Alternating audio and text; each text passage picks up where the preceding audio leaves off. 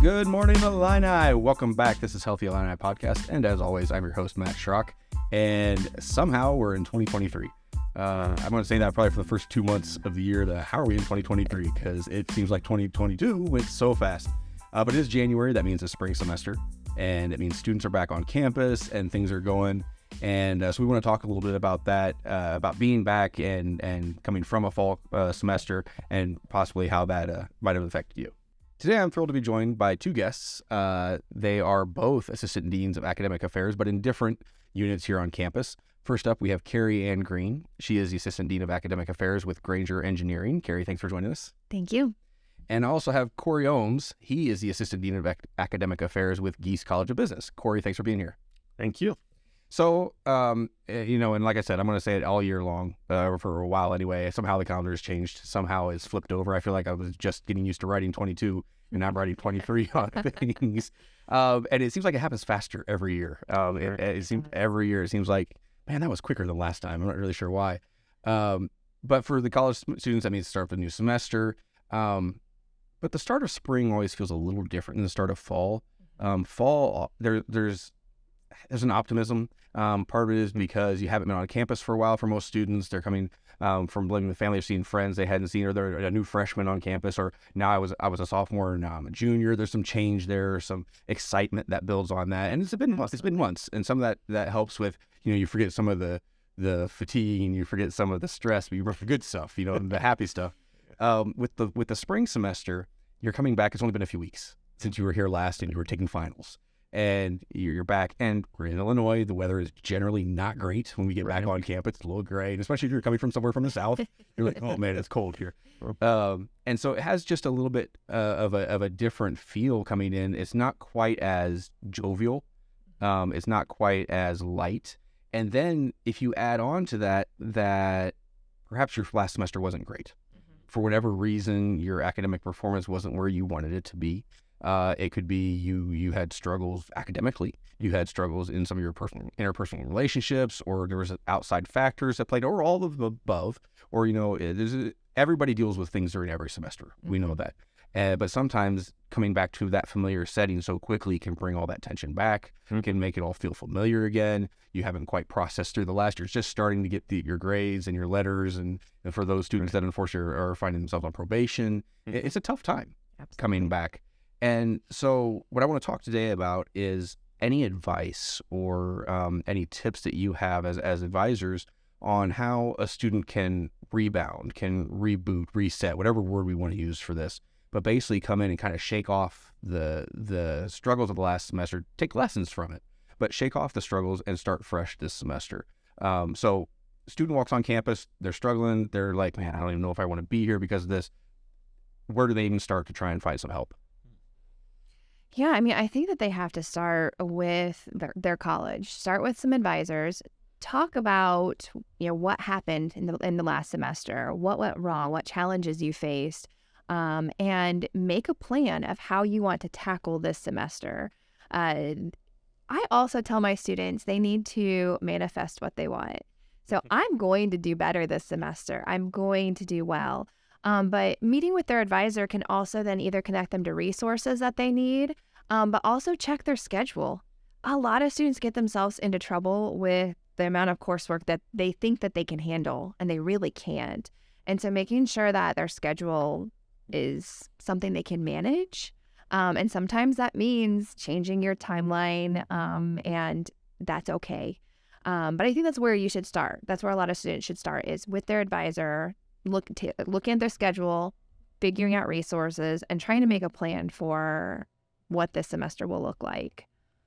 Yeah, I definitely agree with that. I think, if the last semester didn't go well, the biggest thing that we encourage students to do is reflect, right, on what didn't go well. You have to examine, how did this happen? No one comes to college and I'm going to fail all my classes, or I'm going to end up on academic probation, or I want to struggle. Everyone wants to succeed, and that's what we want for the students. But students that are struggling need to identify and accept that is happening. And so they have to address those things. Students that avoid and then kind of deny that something is or make excuses and don't really examine and try to interrupt the status quo are going to recycle and probably have similar things happen that they don't want to happen. So, just acknowledging that there is a problem, that I do have to make some changes. And then, like Carrie said, there are so many people that want to see them succeed. The advisor is a good person to talk to. Even if it is then a referral to some other things, advisors have heard it all. And so they know where the people are on campus that they need to refer students to. They know how to help someone make a plan. Students sometimes feel like they're the only ones, right, that are struggling. They're not. There are so many students that struggle for lots of different reasons. I'm not saying that people aren't unique, because there's always unique situations, but there are some similarities. There's a lot of students that struggle with calculus, Right. or chemistry or economics, and these are tough courses, right? And it's a lot to do all the things that a student needs to do. It's a very hard job, but it is a job, right? And you have to kind of think about how I'm going to make these things better. Well, and what you said, Corey, actually fits right in with what we do here at Healthy Illini, in that two things. One, you said everyone's unique. We are very much about you're all on your own personal journey. Everyone has their own path, and it's not identical to anyone else's path. I don't care if you take the exact same classes as somebody living you with a roommate. You have a roommate, you take the same classes, your path is still unique in ways. But everyone has commonalities. And like you said, everybody struggles. And we have a lot of students here who look around and like, man, everybody else has got it. They're doing fine, and I'm drowning. And if we really sat and talked to them, or if they talk to anybody else, they'll find others that are like, I feel that way. I thought you were doing great, And so, first of all, that it is important to understand that you are on your own unique journey, but there's commonality. There's people here that feel that feel what you've gone through.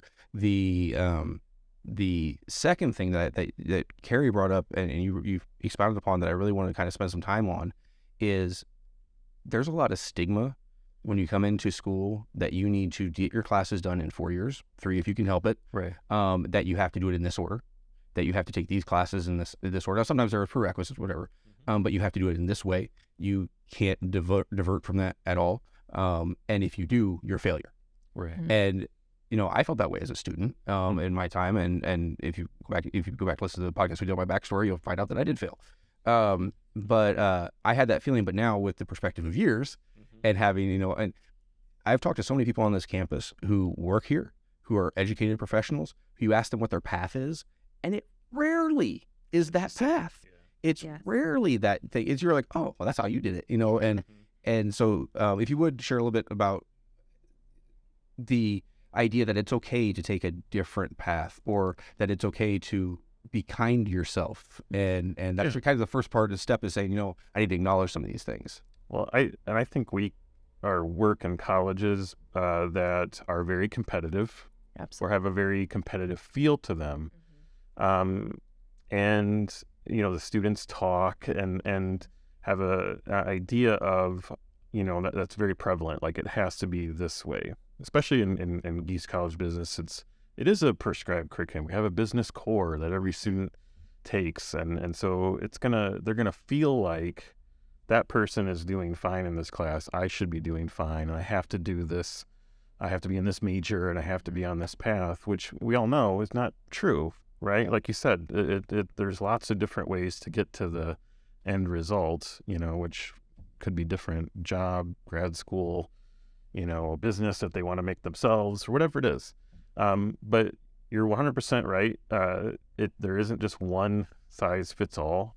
Like I said, the best person to kind of talk about, like, how do I can't put this combination of courses together and be successful. I just can't do it. Like this, my friend can. What an advisor is going to say to them is, that's fine. We'll figure out something else. Right. We'll figure out something that works for you. What works for you does not have to be what works for someone else. Yeah. And so that an advisor is a perfect person to talk to about how can I make a different path. Right. I absolutely agree. And I think overall, we need to just put out there, college is hard. It's not meant to be easy. Even if you are a 4.0 student, you've had struggles. You had some bumps along your path, but if you're not a 4.0 student, maybe there have been more bumps. And that's okay. It's not defining you as a person, your character, how you get to your end goal and the end of your degree. Well, and it's like we can expand on that and say, post high school is hard. Life is hard. I don't care. Talk to any parents. Talk to parents with multiple kids. Was your first kid the same as your second kid? Rarely. It's like, oh, hey, this is different, and there's bumps, like you said. Right. I do like that you came back to talk to the advisor, because with Gies and with Grainger both, part of the problem for students who struggle is there's a perception. Mm-hmm. This is how I have to look. This is how I have to succeed. This is the path I have to take. And they have a perception that it rarely is true, and you know that. Yeah. You each know that in your college, but they don't. And it's hard to change your own perspective because you don't know what you don't know. Right. And if you don't come talk to an advisor, you don't know about other options that are out there. All I have is I got to do this line or I'm a failure. You don't know about, well, there's this way you can go, or there's this way that can help, and there's these things we can do, and there's these resources. You have to have an outside voice, and that's where you both come in. Yeah, I know there's a lot of anxiety about college, which adds to the difficulty. And I get it, it is not cheap to be here. There's a lot of pressure on students. In some cases, a lot of our students, like I'm the first to go to college. I have a lot of pressure to improve my life, improve my family's lives as a result of being here. And so it's a lot of pressure. And then, so when you combine that with just how difficult the curriculum can be, and just learning how to navigate things and learning how to network and do all these things that maybe don't come natural to you, it's a lot, but that's why we have people here to kind of, help mentor, and help guide them and give examples. And I think sometimes students just need to cut themselves a break, realize that it's a challenge, and then just prioritize, right? If my mental health is, prohibiting me from being my best self in my class or in an interview, I need to address that, right? Because I'm never going to then get that if I'm kind of struggling with some of the basic needs, that my body and my mind is having. So, yeah, and I think one thing that you brought up, Corey, with students, and even you, Matt, you talked about these students that are comparing themselves to their classmates, to their peers, trying to figure it out. I know in Grainger, one of the struggles that I think students see is that some of our majors are cohort driven. So they are trying to keep pace with their peers. They are trying to stay on track. And as a college, sometimes when we see those struggles, we're telling them, no, it's okay. Let's slow down. Let's revise your schedule. It's okay to have a 5-year path. It's okay to have a 5.5-year path. It's something that's going to be tailored to you to make sure that you're successful, and your success is yours. It's not based off of how Corey did in his classes, aren't going to impact how I do in my classes. So I think it's really individual. And again, just going back to that advisor, I think creating that plan, making it individualized, making sure it's something that that you can accomplish, I think is going to be the key for many students that are struggling. It's really hard, right? It's like, because a student's going to see that and they're going to hear about, oh, so-and-so got an internship. I didn't get an internship. Am I behind? Or what's wrong with me? Or I wish I could be like so-and-so who seems to be doing just fine in this class. That comparison game is real, and just adds to that, can add to a lot of negative self-speak. And so what we work with students a lot is just trying to get them, to accept that, your experience is valuable. You're a good student. We want you to be here. Like, we selected you. We have an investment in you to do well.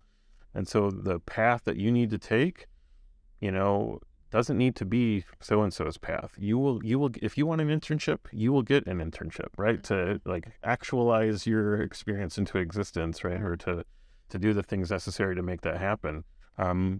We're willing to help them do that. They just have to kind of get over that. It's really hard. Yeah. It's really, really hard. And that's something that you brought up, that it is hard, but you're here.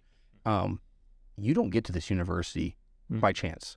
You don't get to this university and not be a good student, not be able to learn, not be able to perform, things like that. It's not and I'm careful I say this, I'm not going to be knocking anybody, but this is a prestigious university with high standards. And so to even get in here means you've succeeded at something. Absolutely. And you have that ability to succeed, and you have that ability to do the things you need to. It's just, this is hard because it's another level. And so, because oftentimes it's that, well, I'm awful, I'm a failure, I can't do anything. No, you've hit a struggle, and you've hit a roadblock. Which is natural. Which is natural. Happens to everybody. Yeah. And anyone you talk to, they will have that in life, school, all of the above. They will have those moments, and we are not islands, we're not isolated. Whoever you are, everybody gets advice, gets help from somebody, and that's what we're here for. Yeah. And so I'm going to circle back for a second real quick. We've talked about, the visualization and the positive speaking and having the mindset, and those are all good. But we also know that if you don't have an actual roadmap, that it's really hard, because I can say, I can go home and say, hey, we're taking a trip to San Diego. How are we getting there? We're just going to take a trip to San Diego. Are we flying? Are we driving? No, we're just going to take a trip to San Diego. It'll all work out. We're going to take a trip. And my wife's looking at me going, no, I need to know how we're getting there. Yeah. And so that's part of what the advisors can do, is that somebody comes in and says, okay, I'm going to be better this semester. I'm going to get better. I'm going to do better. I'm going to focus in. Well, how are you going to do that? Well, I'm going to study harder. What does that mean?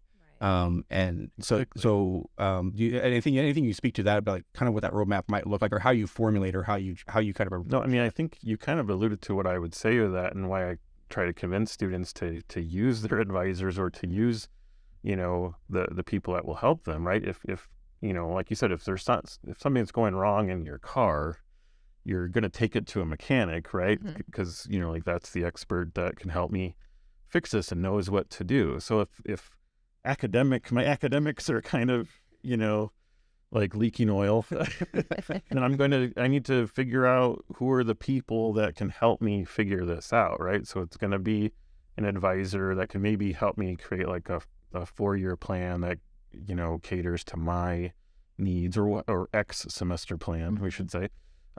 If I'm struggling with the negative self-speak and anxiety, I'm going to go talk to like a mental health provider or an expert.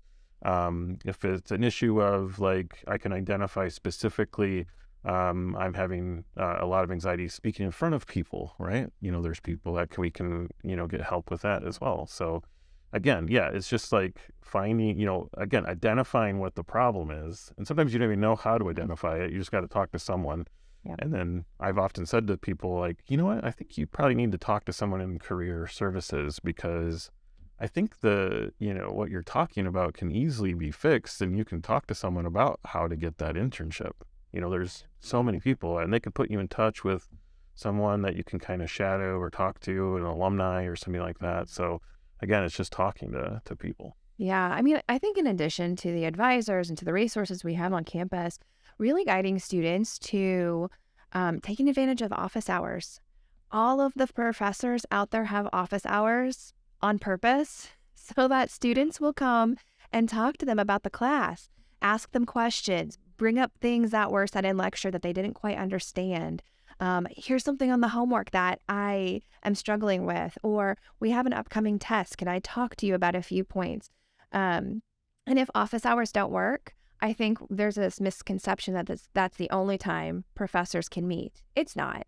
You just talk to them, find another time, but making sure that you're working with professors, with TAs, because I think that can really help a lot of students. I know that both Gies and Grainger have tutoring centers. Utilizing those tutoring centers is going to help too. Those are going to be students who have done well in those classes and have a good working knowledge of whatever subject you're struggling with, and they can provide guidance. And sometimes that's easier than going to office hours, because it's somebody your own age. You feel like you might relate to them a little better. You might spark a new friendship. So I think it's another good resource that students really should use when they're coming up with their plan for the semester. And I would say with, like, CARE or the Success Lab and Gies, where you can get tutoring, you can do workshops on study skills and test taking skills. I think sometimes there can be a perception, like, if I go to that, am I saying that there's something wrong with me? Right. Am I deficient? I'm showing weakness. Yeah, I'm showing weakness. And I found that the really good students are the ones that go to those. think so. It's almost the opposite. It's like the students that are excelling are utilizing those services because they get it. They get that it's like, I can't do this on my own. And so one way a student can really improve things is if they kind of get out of their little bubble of, like, I need to just do all of this on my own, and realize that it really does take a community to, make good academics happen. They'll start to use those things, and they'll see that the other students that they're interacting with in those spaces are really good students, and like Carrie said, can maybe be a good friend. And to be honest, that self-awareness and that ability to go in and say, okay, I'm gonna utilize the tools around me is something that is useful for whatever career you go into, because very few careers are completely isolated. I know there's some exceptions, but you're going to collaborate with somebody. You're going to go into somewhere, and you're going to go to a new place that you don't know the rules of the place, or you don't know how things function. You're going to have to ask somebody something. And if you get to that idea that this is okay, and this actually makes me a stronger whatever, as an employee, I always ask questions. I want people who are under me to ask me questions. I'd rather have that than try and figure out we have to fix it on the back end. Come to me with your question. Let's figure it out. I like proactive people. So, these kinds of things all translate to career as well, that aren't necessarily academic in curriculum, but are tools that you're learning while studying in higher education. So it all fits in together, and it is such a huge key on all that. But you bring up a good point too, and I think that's the same for academics, is that we have many students that feel like they're struggling throughout the semester, but aren't proactive. So they're not taking advantage of the resources, but they're also not letting anybody know. And so when we find out that they've had a really hard semester and haven't done well, it's usually when we're doing our end of term review. And then we're like, wait, what happened? And it's hard at that point. Well, how can we connect with them? How can we support them? How can we, refer them to resources at that point?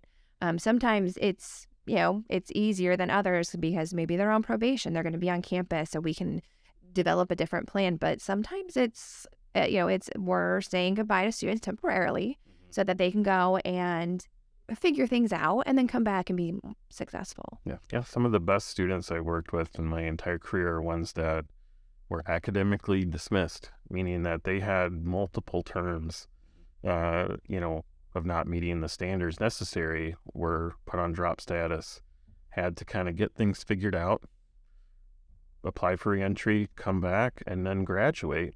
Those are some of the best students I've met with, because I think they understand the value of it. Yeah, sure. They've answered questions they've kind of had to face probably one of the hardest things that a student can face. They value it more. They understand things about themselves because they were kind of forced to. Obviously, you don't want that to happen, but it is always kind of uplifting to see that when someone can kind of come back and has answered a lot of hard questions. It's always funny to me that we love a comeback story. Yeah. We hate the first end of it. Like when Right. like when the failure part, everybody's like, oh, that's awful. And then they come back like, oh yeah, that was great. Well, when they fail, when there's a failure, why don't we say, hey, this is an opportunity, Absolutely. And that's really where, and that's what I know we do, and I know that you do as well, is that you approach it with, this is not the end. This is just a chapter. We're going to turn the page, and there's a new chapter. Yeah. And there's opportunity, because every story has highs, lows, and in between. And in the end, most stories have a happy ending, and that's what we're working for. Yeah. So we're almost running out of time, because it's a conversation we go on forever. But before we go, I do want to ask, so somebody's listening right now, and they're like, okay, I'm in Gies or Grainger or whatever college, but especially those, since you're the representatives of those, and they're like, you know what? I didn't know what to do. I was kind of nervous, but I think I could talk to these people. Or I think I did a step. How do they do that? How do they contact? Like, how do they call the college and set up an appointment? What's the way for somebody who needs help and talk to an advisor, maybe doesn't know their advisor, hasn't talked to them at all, or needs to find something? How do they make that step? Well, I mean, every college has a college office, right? And people like us. I worked in LAS, and I worked in ACES, and Gies is my third college that I worked in on this campus. So, each college has a college office that you can call, you can stop in, you can email. For Gies, you can just email undergrads@business.illinois.edu. Ask to speak to Corey or an advisor, and someone will get back in touch with you. We check that email every day. Yeah, so in Grainger, I mean, very similar to Gies, we have an email. It's engineering@illinois.edu, and that is our undergrad email. But we are also located on the 4th floor of the Grainger Library, and we have scheduled appointments as well as express advising every single day. And Gies, our office is 1055 BIF, or Business Instructional Facility, right there on the 1st floor of BIF. I don't want to speak on Corey's behalf, but I'm going to anyways. But we're in this role because we love students. We have a passion for serving our students, and we want to see you.